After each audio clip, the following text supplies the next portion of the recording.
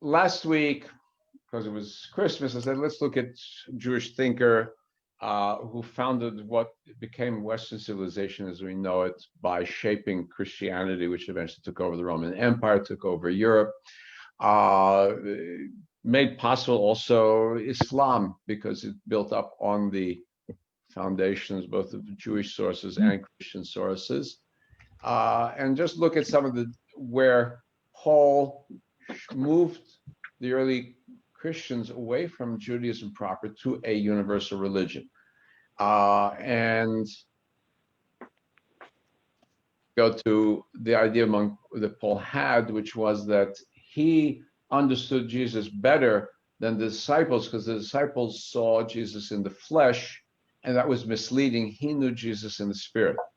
He had the direct understanding that they didn't have.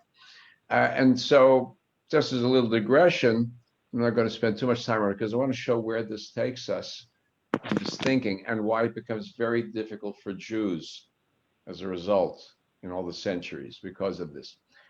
So I'm going to skip here. He has a vision of going up to heaven, and in heaven, in the third heaven, the vision of sacred things, too sacred to put into words, things that one may not speak.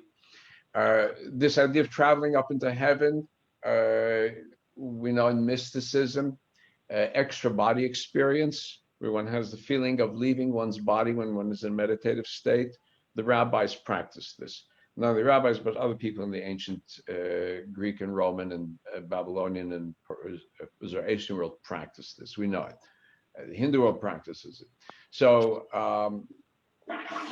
we have a famous story, just as an aside, about 2 or 3 generations later, of the 4 great rabbis of the period going up to heaven, or 4 going up to Pardes, and of the danger. Ben Azai and Ben Zoma and Rabbi Akiva. Ben Azai nifga. He looked at what he was not supposed to see and went insane. One Ben Azai died. Ben Zoma he went insane. Acher kitzetz banetiot. Kitzetz banetiot. He cut down the roots of faith. Acher was the great rabbi of his day, the teacher of Rabbi Meir, who was known as Elisha ben Abuya, who abandoned Judaism. One of the thoughts is that he abandoned Judaism for one of the mystic movements that was parallel to Christianity, and in some sense, some parts of it became Christianity. And he sees Metatron sitting at the throne. The Talmud goes into it. He sees Metatron sitting before the throne of God. Metatron is Enoch. This is what Paul would have seen. There's several generations later, but this is what Paul would have seen. The one in the present, in front of God. And that for Paul is Jesus. In the rabbi's discussion, Ben Abuya, the Acher is there. He sees this intermediary between God and man.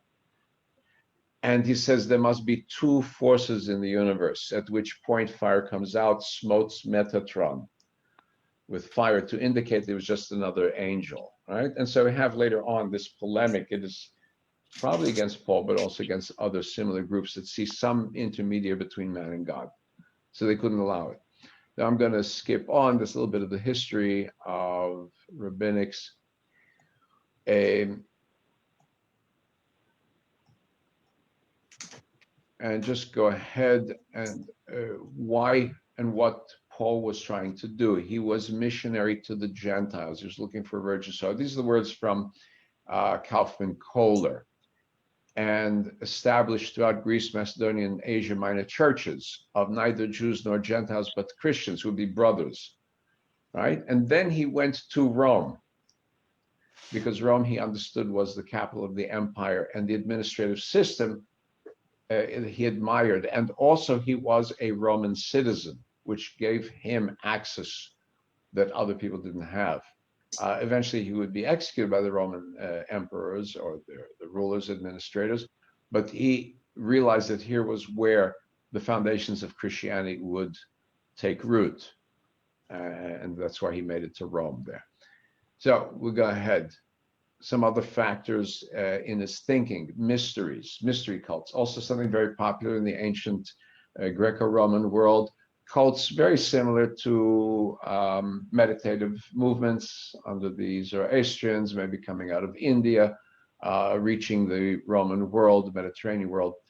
But symbolic acts are no longer symbolic, they actually change and transform. So the communion is not just a symbol of Jesus' crucifixion, it is actually being part with Jesus. The example being of a cult that almost took over the Roman Empire, was number 2 in the runner-up to take over, right behind Christianity under Constantine, and that is the cult of Mithra. That was the cult of the Roman legionnaires, where the god dies and comes back to life. And they partake in the mystic ritual eating of the body and the blood of the god resurrected. Mithra. So you can see the parallels with Christianity. But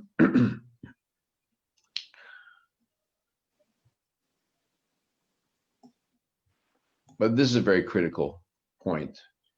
I'm just going to focus on this. I'm running through here. I don't want to take too much time on these because I want to get to a twist at the end. The Church of Paul no longer has moral perfection of the human race for its aim and end. Redemption of the only thing that's important is redemption of the world from sin.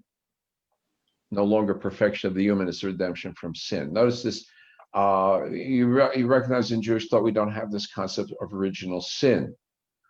It is taken not from Adam and Eve in Jewish thinking, but from later with Noah, where it says, Yetzer lev adam ra minu rav, the inclination of a human being is towards evil, as is a young man, but not at birth, right? So we have to fight the problem, but it's not a doom. A very different perspective. I'm just running up. Here's where the crux is. Here's where the crux is. If perfection of the person is no longer the goal, then acts that perfect the person are not important. They come as a consequence.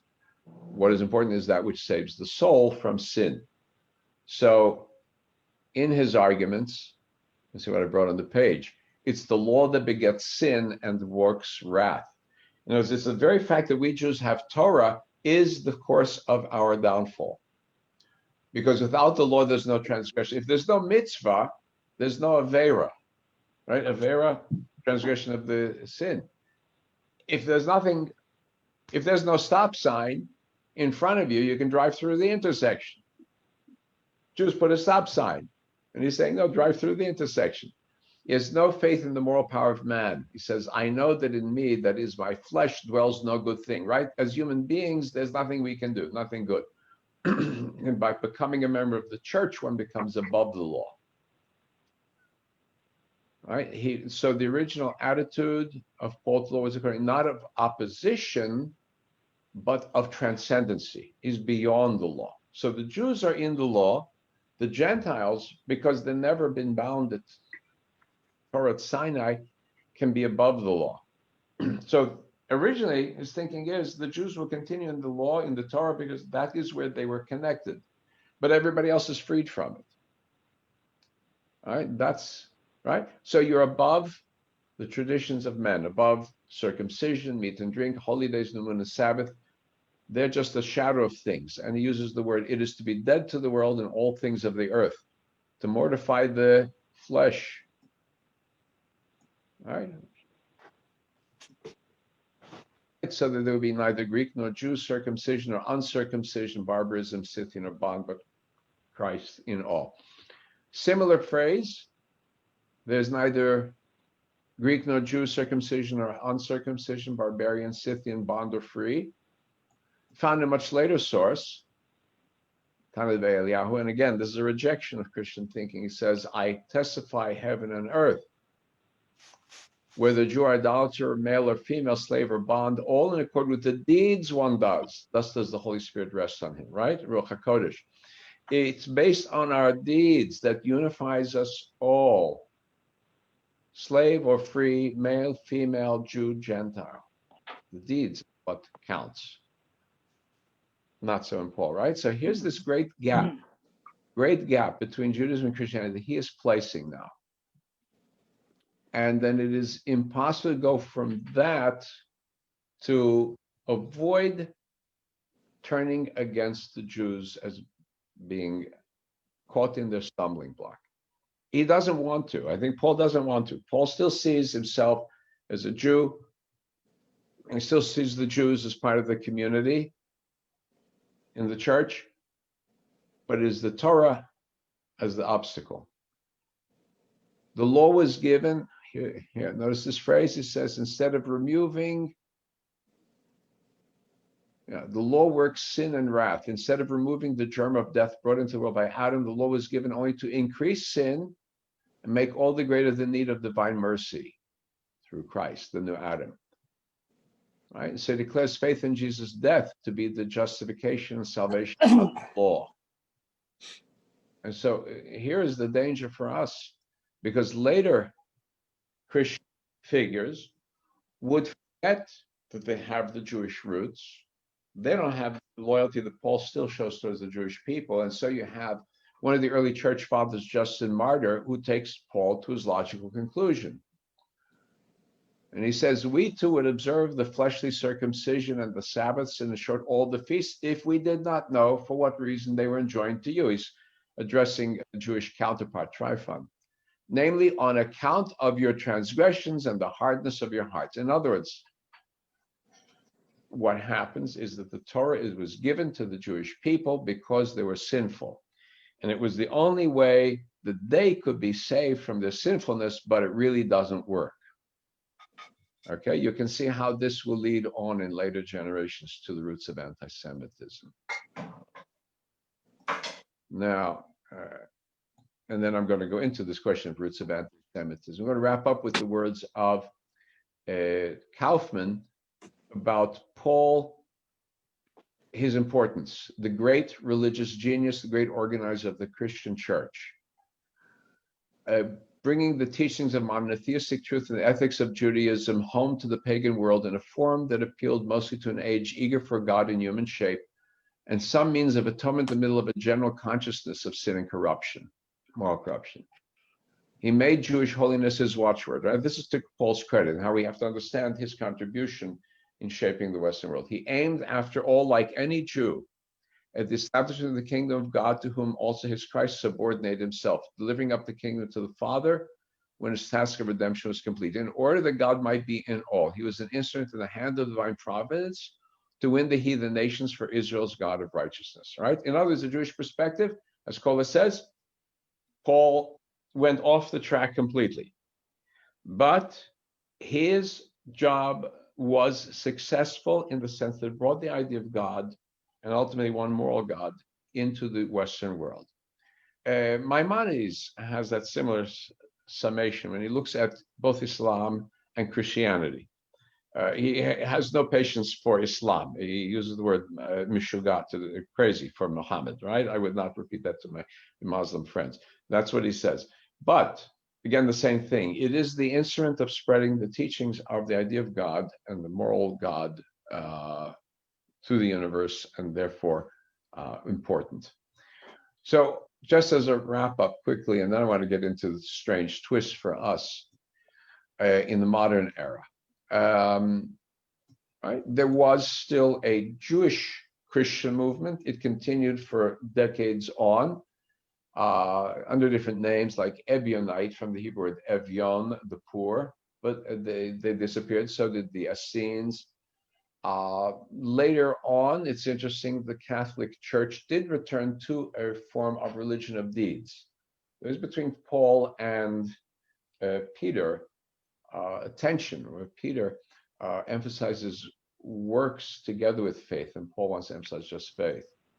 Catholic Church takes the word of works, but the problem is, as we know from the later stories, that it turned into a business, selling indulgences. And then there was a young Catholic monk who was so turned off by the Catholic Church selling of indulgences, their perversion of the idea of faith, of works, and with all apologies to my Catholic friends, but that's how it had descended in the Middle Ages, later end of the Middle Ages, and founded his Protestant movement, and emphasis on faith, not works, right? He returned to Paul. He took that movement of Christianity back to Paul, broke down the power of the church, led to the wars against the authority of the church in the 15 and 1600s, which opened up the doors to religious tolerance.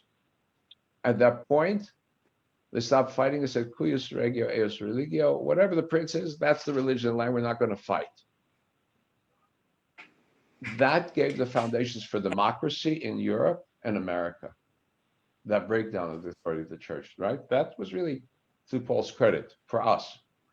Also, the idea of consciousness, the liberty of the individual conscience, that becomes so foundational to the Bill of Rights. Unfortunately for us, he also penned, Yoni's not here, he mentioned it last week, didn't have a chance to answer. He penned for us, von den Juden und ihrer Liegen, on the Jews and their lies. He thought that the Jews would come running to them, and when they didn't, he turned against us viciously and said our synagogue should be burned, we should be burned, right? And so many people say that some of the foundations of later German anti-Semitism go through Paul, through Luther, right? Not all Protestants are in the Lutheran camp. Lutheran, specifically the German and Northern and Scandinavian versions. Therefore, when you find Lutheran churches, mostly in the Midwest, where the Scandinavians settled. The other Protestantism that we know in the United States is more Calvinist, and Calvinists went back to Maasim Tovim, right? Very, very highly disciplined approach where we are judged. God decides if we're saved, but we're being judged by, we have to prove it by the way we live. We want to prove that we're judged. And so you've got to high personal discipline. So anyway, we do know one thing. What then was the great difference between Judaism and Christianity? All of the movements at the time of Jesus had one thing in common. Sadducees were the high priests, rejected the oral Torah, but they kept the written Torah. The Essenes rejected the high priest's authority, were very meticulous about the observance of the Torah. The Pharisees added merely the oral tradition to interpreting the Torah. The mystics among the rabbis still insisted on the halakha. Philo, the philosopher, insisted on halakha observance. The early Jesus movement, Jesus himself insisted on observance. What was central was that Jew followed God's commands. And Paul broke with this. This is maybe the biggest break, maybe even more than Jesus as the Son of God. It is that you no longer follow what you're expected. And so I may paraphrase. For a Jew, the question is, what does God ask of me? For the Christian is, how do I find salvation? And so I might paraphrase from Kennedy, ask not what your God can do for you, ask what you can do for your God. The Jew's purpose is as a servant to God. How does he find his purpose in the universe, his function in the universe? Not whether he's going to be saved. That's nice. That's a bonus afterwards. In the Christian sense, since this world is damned, how do I find salvation?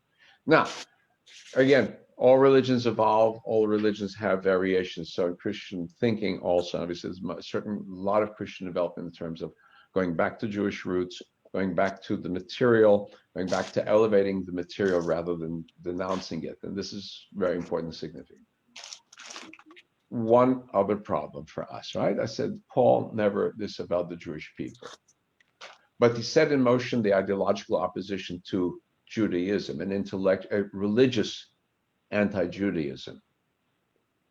And that became an intellectual anti-Judaism, not anti-Semitism. Anti-Semitism we say specifically to Jews as a people, anti-Judaism to Jews as a trend of thought, right? And that dominated in intellectual circles, Christian, Protestant, and Catholic till the 20th century. It's only in the 20th century you really get the big changes in both movements in their attitudes towards Jews and Judaism. It begins at the end of the 19th century. You see great scholars, Moore, one of them, Herman Strack, Danby. These are people who start to translate Jewish texts into English and explain Judaism to their Christian colleagues as a real religion, not as a lost sidetrack on the way to Christianity.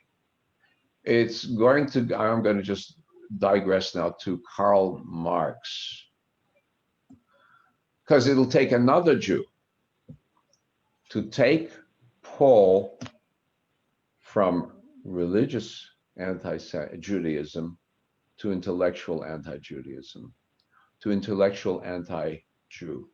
Watch this, what has happened, this transfer. And this is what's going to affect us in the 20th century to be so deadly. So Karl Marx, we like to say, look at this. We got all these Jews who shaped the Jewish world, Karl Marx. And he's a descendant of great rabbis. His grandfather's a rabbi. His father took the family to the church. That was very common in the beginning of the 1800s. That's what Jews did. You went to the church, you became a member of the church because then you could get a law position, you could get a government position, you could do all these. And if the Christian was no longer really Christian, the Jew doesn't have to be a Jew. Okay, who cares? That was what Jews did. So Marx was already born and baptized into the church, evangelischer, Lutheran. No, that's out of the Lutheran church. That's his teachings. So Marx has not one whit of Jewishness in his background. He is a Lutheran. Later in his last years, he had some sympathy for the Jewish masses who were being massacred in Russia. But that's about it. Some. All right? He creates the foundation for what will become the fodder for both communists and Nazi attacks on Judaism and Jews. And we'll see exactly what he writes. And it's exactly the time that he's shaping his ideas of communism. His Communist Manifesto will appear a few years after he writes this. It's his work called Zur Judenfrage, on the Jewish problem, 1843. And there is a German thinker by the name of Bruno, who writes an essay about what to do to liberate the Jews. The Jews want to be liberated like the rest of the Germans. And he says, well, you got to go through two phases. First, you got to be liberated from your Judaism. Then you got to be liberated from religion. Right? Then we can talk about you being equal citizens. That's where he's going. So Marx wants to answer it. But look at his answer. All right? Look at his answer. What is the secular basis of Judaism? He said, okay, the Jews today, they're not the Sabbath Jews. No, they're European. They dress like Europeans. They look like Europeans. They're secular. What's the secular base of Judaism? Practical need and self-interest. What is the worldly religion of Judaism? Huckstering. What is his worldly god? Money. Very well, then emancipation from huckstering and money, consequently from practical real Judaism, would be the emancipation of our time.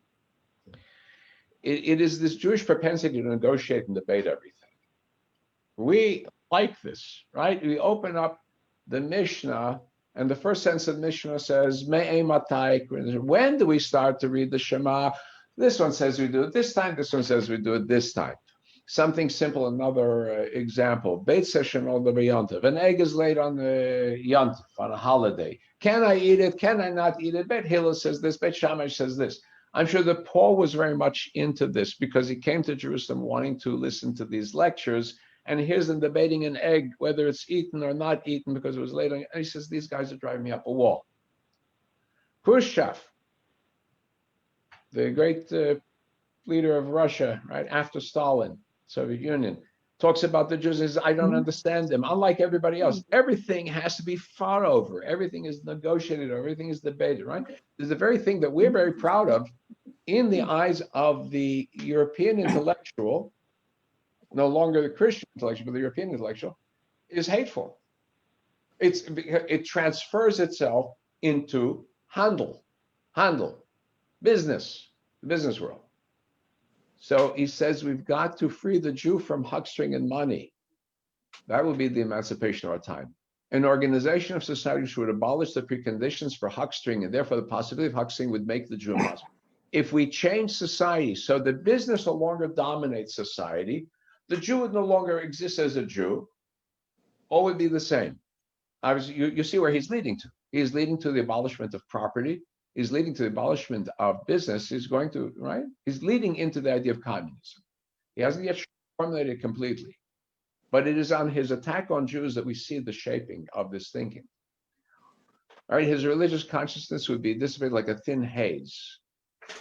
On the other hand, if the Jew recognizes his vital nature, practical nature, is futile works to abolish it, he extricates himself It works for human emancipation, such turns against supreme practical expression of Jew self-esteem. So in other words, if the Jew would quit doing business, he would save himself to save the whole world. By the way, Jews absorbed this thinking also. One of the elements of early Zionism, Anu bana atza livnot libanot, we came to the land of Israel to build and to be rebuilt. Also, we Jews absorbed this idea that our problem is that we are tied up in our Luftgeschäft. We're going to be like real people. We're going to farm like real people. We're going to build buildings like real people. We know it doesn't happen, right? It doesn't happen. We know it. It's startup nation instead. Okay, so he calls Judaism an antisocial element. And then he has this line, the emancipation of the Jew is the emancipation of mankind from Judaism. The Jew has emancipated himself, but in a Jewish way, right? Mankind is caught up with Judaism. It's this element of negotiating and haggling over everything. So now he goes, it's Bruno Bauer. He quotes from Bruno Bauer in the original essay. And look at this. And Bauer says, very interestingly enough, he says, the Jew who in Vienna is only tolerated determines the fate of the whole empire by his financial power. The Jew who may have no rights in the smallest German state decides the fate of Europe. While corporations and guilds refuse to admit Jews or have not yet adopted a favorable attitude towards them, the audacity of industry mocks at the obstinacy of the material institutions. Now, he says, yeah, it looks like Jews are suffering, but they are the ones, as the Rothschilds and the others like them, who are running the fate of Europe. Doesn't that sound familiar? Where does that sound like it comes from? The Stürmer, Goebbels' paper. Henry Ford, Dearborn on the Jews. All the classic anti-Semitic arguments against Jews. The Jews hide from their hiding place, manipulate and control everything. And Bauer says that. And Marx does not try to contradict it. He builds on it. He says the problem is that the Christians have become Jews. He has succeeded in convincing the Christian world that they should become Jews. Now, sometime after that, there's a sociologist, Max Weber, who looks at the industry and wealth of Northern European society. And he says it's a consequence of the Protestant ethic, but not the Lutheran approach. It's the Calvinist approach, which puts the emphasis on deeds. It's not through the Jews, but through the Protestants. But that's not what Marx is saying here. He, grandson of Jews, blames the Jews for shaping modern society as it is. Industry, capitalism. All right, so I'm not going to beat up Marx anymore. Just going to see, I pull up this whole thing, a long essay. Once society has succeeded in abolishing the empirical essence of Judaism, huckstering and its preconditions, the abolishment of business, the abolishment of capitalism, by instituting communism, the Jew will have become impossible because his consciousness no longer has an object, because the subjective basis of Judaism, practical need, has been humanized, right? Industry is based on self-need, greed.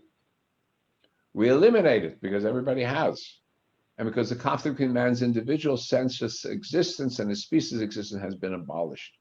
The social emancipation of the Jew is the emancipation of society from Judaism. Look at that. Is it not obvious where this is going to take us in the 20th century? In the Nazi variation, it's going to say this behavior is endemic to the Jew genetically. In the Marxist variation in the Soviet Union, we're going to eliminate Judaism. We're going to eliminate the practice of Judaism. All is equal. There is no industry, so therefore we don't have to worry. Jews may not stand out as Jews, and Jews as individuals can get ahead, but Jews as any kind of social group identity is suppressed, right? We know that.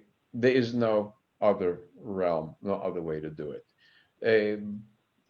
Under Khrushchev, there was a famous book book, Judaism Without Embellishment. And it was sponsored by the Khrushchev regime. Everything's written with permission, you know, that Judaism is the religion of capitalism. And that's it. Okay, so we can see how what from Paul starts religiously as a break from Halacha is transmuted in the secular mind of Marx to the whole idea of negotiating and debating and discussing in economics. And the Jew then has to give it up. It has to be just as Luther burned their synagogues, Marx was saying, you know, destroy the institutions upon which the Jew lives. All right, this is our great Karl Marx. This is the Marx that people and our own people were hailing as, right, the great savior of civilization. That's where it took him, and that's where it got us. Anybody have anything good to say about Marx after this? You mentioned, okay, Marx is a Lutheran. Now, I know a professor, Ken Blady, who, you know, he's taught, among other classes, he's taught the history of anti-Semitism. And when he teaches it to Lutherans, they have no idea. When he reads quotations of Martin Luther to his Lutheran students, they had no idea. They were never taught in their religion. Yeah. Martin Luther was so anti-Semitic. In fact, later on in, you know, the who was it, Stiebel, one of the Nazis, he said he was just following the teachings of Luther, you know, Martin Luther. I think what's happened, obviously, the modern Christian churches, the Catholic Church certainly changed in its attitude. Protestant churches, many in their attitudes. And so things that, those parts of the Christian teaching that were anti-Jewish or anti-Semitic have been suppressed intentionally. I can say that. That's why they're not proud of it. I'm not going to go tearing down statues of Luther. Luther was too important for Western civilization, but we have to be aware of it. But the people in the Lutheran churches, they're never ever taught of anti-Semitic. Right. They never taught that part of him. That's right. And I said that's the great side of modern Christian thinking. They've looked at the sources. They have they've de-emphasized that which separates them from Jews and re-emphasized that which we have in common. That's a very important development. Very important. So Lutherans, even the fundamentalists, I would say this, where we would have maybe the largest disagreements when it comes to looking at Jews, they do look back to a great part at Jewish roots of Jesus, looking to try to find ways to identify with Jesus as a Jew. They do also. The one leftover that we have is with those Protestant groups, not so much Catholic, a little bit less of the Catholics, that still had their roots in the Middle East, with Middle Eastern churches that were missionizing to the Middle East and trying to Christianize Muslims, and kept with them some of the anti-Jewish teachings. And we find that sometimes in some of the modern churches when it comes to Israel, that they have withdrawn the Jewish element, but they have adopted the anti-Zionist element.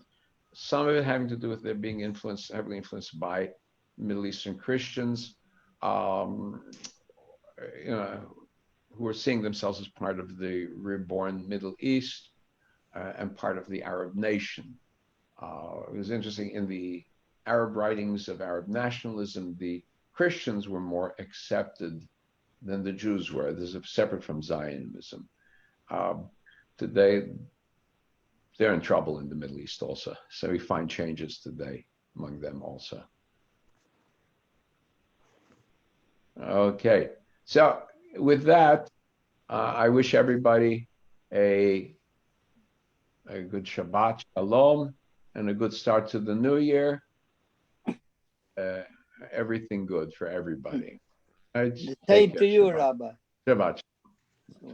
Shabbat shalom. Shabbat shalom. Shabbat shalom, everybody. Shabbat shalom. Shabbat shalom. Shabbat shalom. Simon there. Good to hear. I'm here long time. Yeah, I saw you came on. Yeah. Yeah. Good. Good. Good. Good. Good showers. Good showers.